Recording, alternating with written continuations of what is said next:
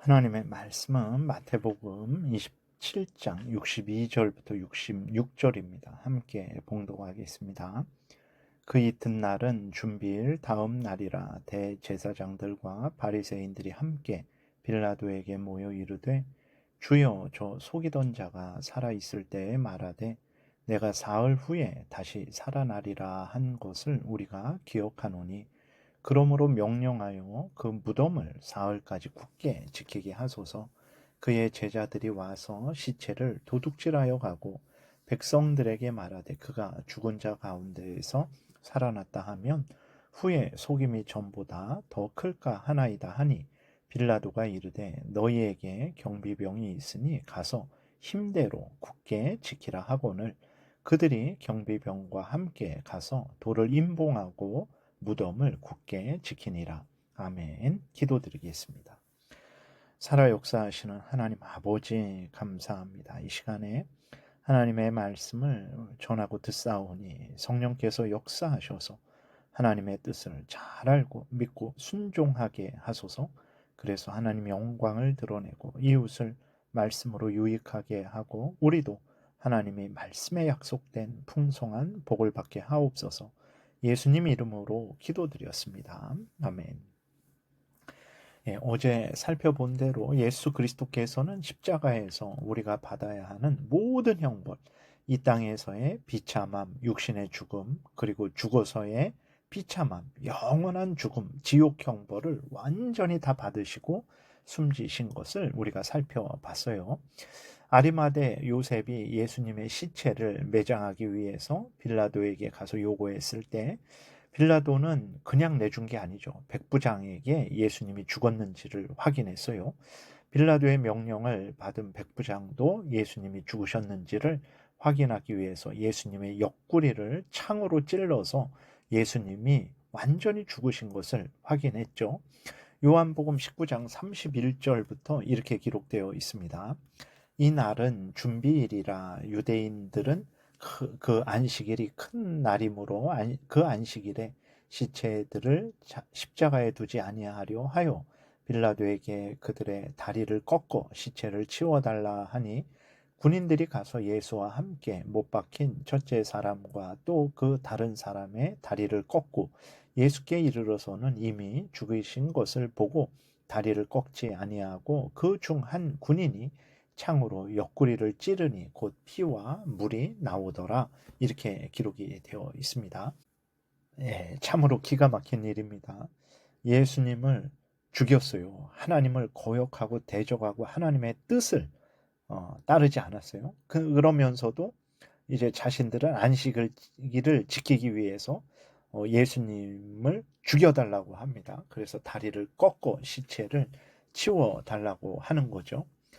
얼마나 잔인합니까? 하나님이 기뻐하시겠습니까? 예수님을 죽이고 안식일을 거룩하게 지키기 위해서 이제 예수님을 완전히 죽여달라라고 요구하고 안식일을 지키면 하나님이 그 안식일을 받으시겠습니까?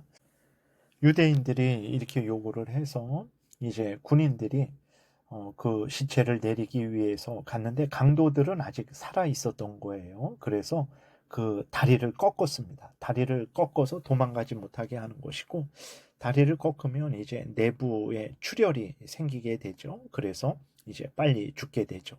예수님도 그렇게 하려고 했는데 예수님은 이미 숨지셨어요. 그래서 다리를 꺾지 않고 이제 옆구리만 창으로 찌른 거죠. 확인을 한 거죠. 이것도 우연이 아닙니다. 유대인들은 예수님의 다리를 꺾어달라 그랬거든요.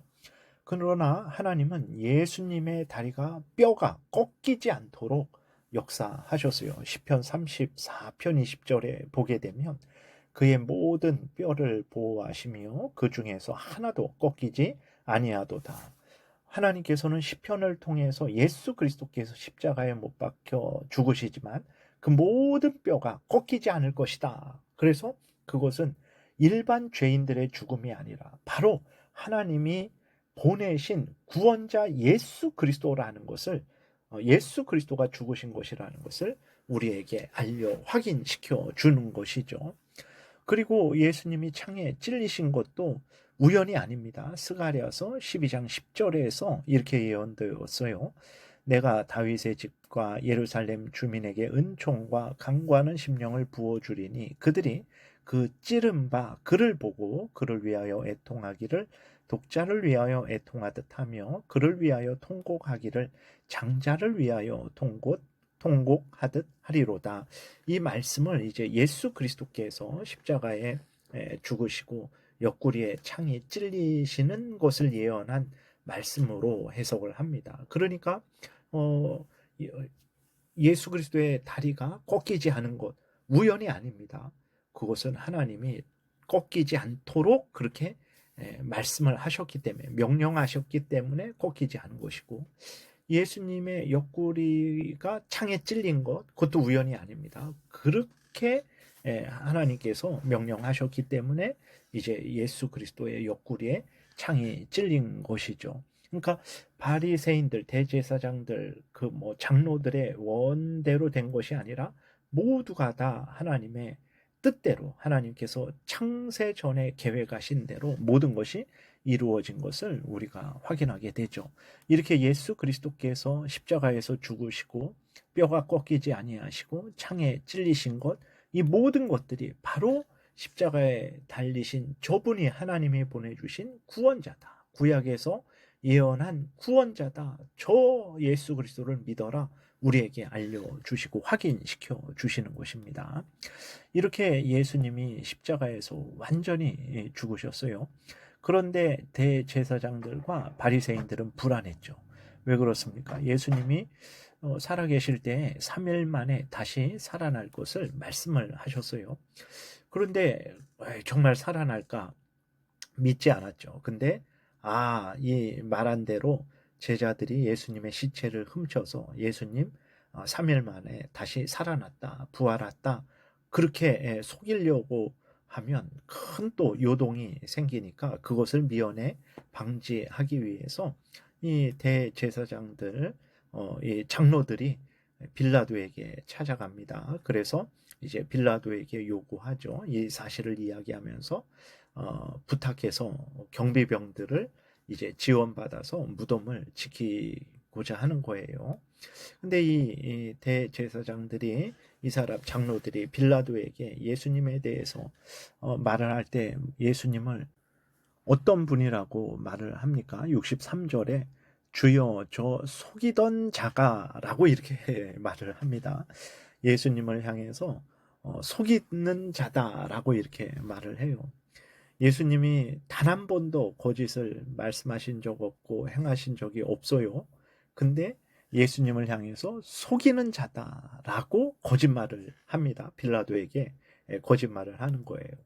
여러분, 이것이 이러한 악한 본성이 바로 죄로 부패된 우리들의 본성이죠. 이렇게 악한 본성인 우리들을 하나님이 사랑하셔서 예수 그리스도로 대신 죽게 하시고 우리를 거듭나게 하신 거죠. 새 사람 만들어 주신 것입니다. 그리고 하나님께서 우리를 이제 하나님의 자녀답게 하루하루 성화시켜 가시는 거죠. 얼마나 감사하고 기쁜 일입니까?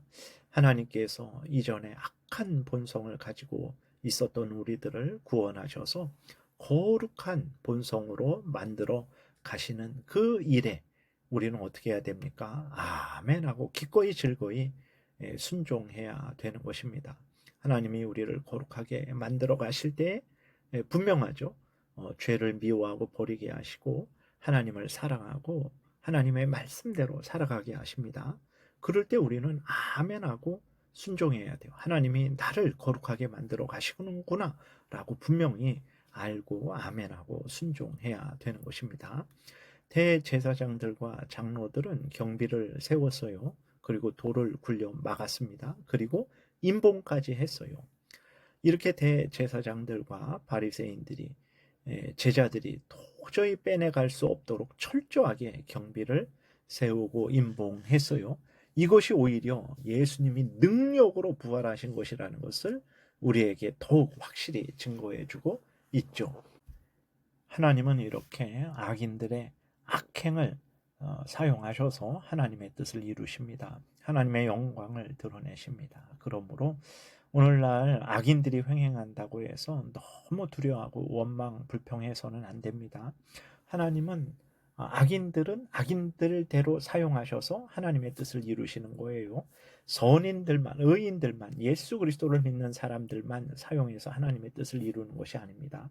그래서 악인들은 악인들 나름대로 하나님의 뜻을 이루어 가고 있는 거예요. 물론 그 악은 그 사람들이 책임을 져야 됩니다. 전능하신 하나님이 그 악인들의 악을 선하게 하나님이 사용을 하시는 거죠. 그렇기 때문에 악인들의 횡행을 우리가 두려워하고 또 원망 불평할 거 없어요. 하나님이 다 하나님의 뜻을 이루시고 때가 되면 그들에게 그 죄값에 대한 공의의 형벌을 내리실 것입니다. 그러므로 우리는 어떻게 해야 됩니까? 악인이 횡행한다고 불안해하고 또 불평하고 원망할 것이 아니라 그럴 때 더더욱 하나님을 의지하고 하나님께 우리의 길을 맡겨야 되는 거죠. 그러면 하나님께서 우리를 지키시고 보호하시고 선하게 인도해 주실 것입니다. 기도드리겠습니다. 살아계신 하나님 아버지 감사합니다. 하나님이 우리를 위해서 우리 구주 예수 그리스도가 하나님이 보내주신 구원자이심을 알게 하시기 위해서 너무나 놀랍게 구약에서 말씀을 하시고 또 그 말씀하신 대로 이루어지게 하셔서 우리로 하여금 의심하지 않고 예수 그리스도를 구주로 믿고 의지하게 하시니 감사합니다. 항상 하나님의 말씀대로 믿고 따르는 우리 모두가 되게 도우소서. 예수님 이름으로 기도드렸습니다. 아멘. 하늘에 계신 우리 아버지요, 이름이 거룩히 여김을 받으시오며 나라의 임하옵시며 뜻이 하늘에서 이루어진 것 같이 땅에서도 이루어지이다. 오늘날 우리에게 일용할 양식을 주옵시고 우리가 우리에게 죄 지은 자를 사하여 준 것 같이 우리의 죄를 사하여 주옵시고 우리를 시험에 들게 하지 마옵시고 다만 악에서 구하옵소서. 대개 나라와 권세와 영광이 아버지께 영원히 있사옵나이다. 아멘.